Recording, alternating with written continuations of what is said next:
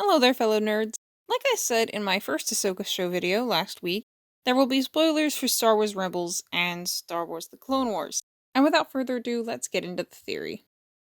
The first Ahsoka trailer listed 4 titles for her: Outcast, Rebel, Warrior, Jedi. Ironically, we might have expected all of them except the last, Jedi. After all, she's been refusing to call herself a Jedi since Star Wars Rebels if we're talking about how we understand things out of universe.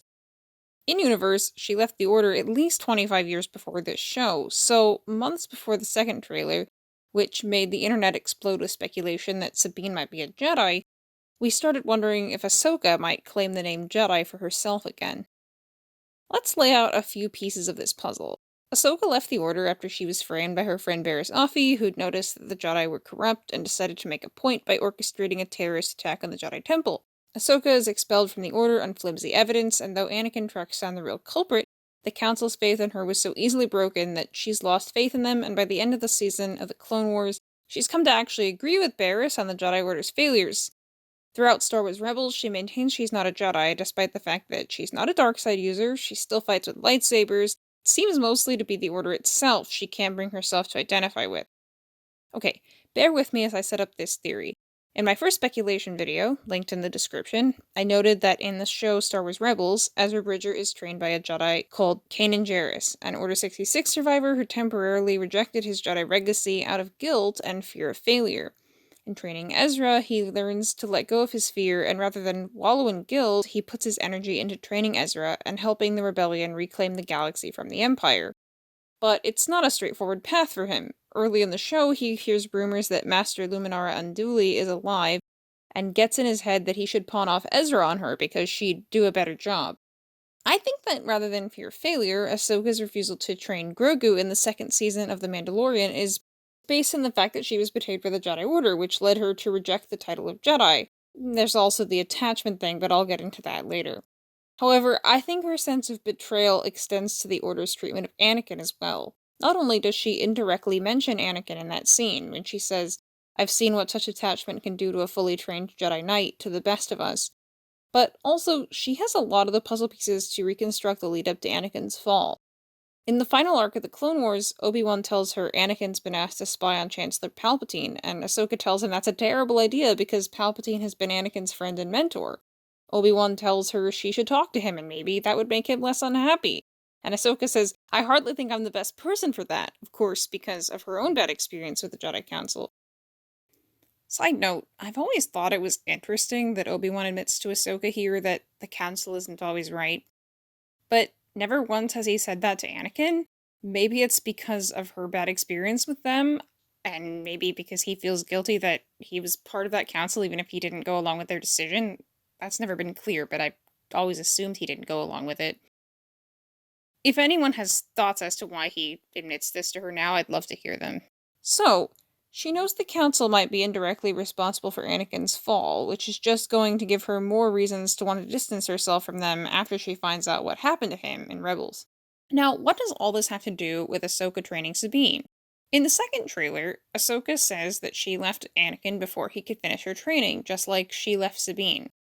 Now, many people think that she started to train Sabine as a Jedi or just in general, and left, and then after her fight with Morgan Elsbeth in The Mandalorian, from whom she presumably got some information about Thrawn, she comes back to tell Sabine she's ready to go search for Ezra, and I think that could be correct.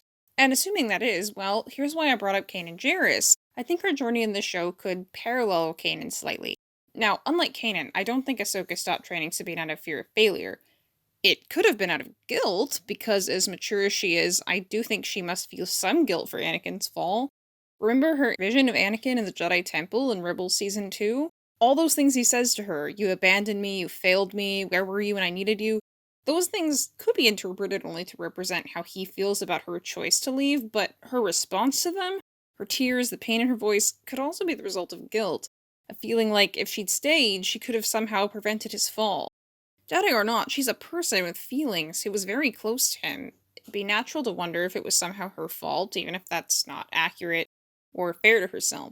Now, here's where I think her journey would parallel Kanan's.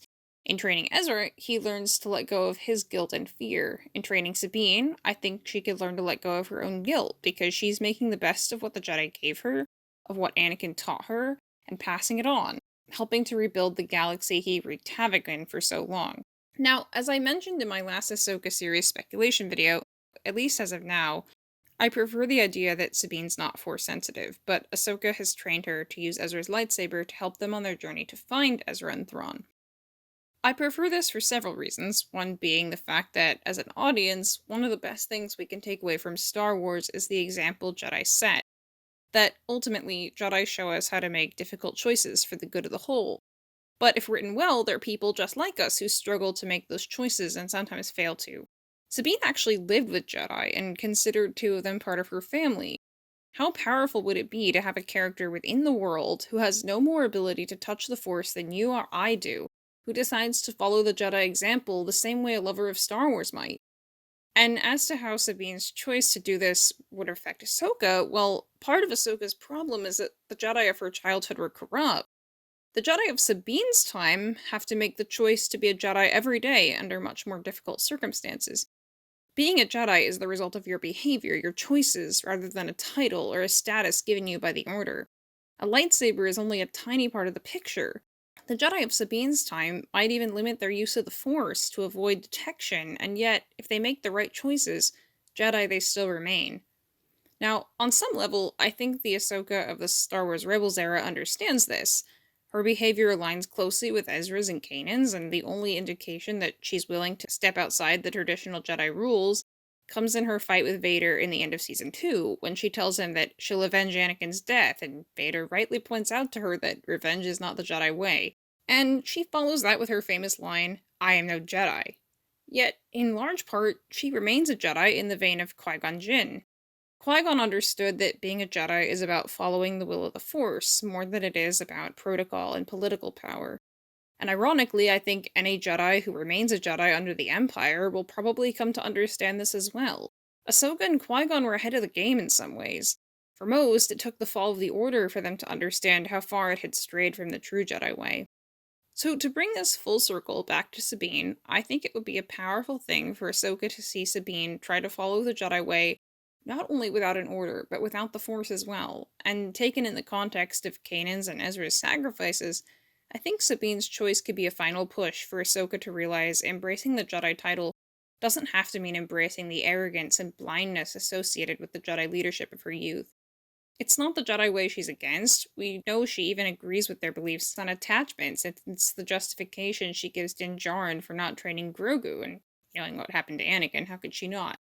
And while we're on the subject of Skywalkers, she's certainly heard of Luke at this point, and he's another example of a Jedi who fits this new, or perhaps rather old, form of Jedi. The ones who put the galaxy before themselves and provide hope to its people as well. She might realize that calling herself a Jedi is in itself a sacrifice, and one she needs to make, because there are expectations that come with the title, and those expectations are largely positive. The people of the galaxy need the hope it brings them. And so, after a quarter of a century, she begins to call herself a Jedi again. Well, that's my theory. If you think I'm onto something and want to point out some potential evidence that I missed, let me know. If you think I'm way off, let me know that too. I'd love to have a conversation. For now, bye!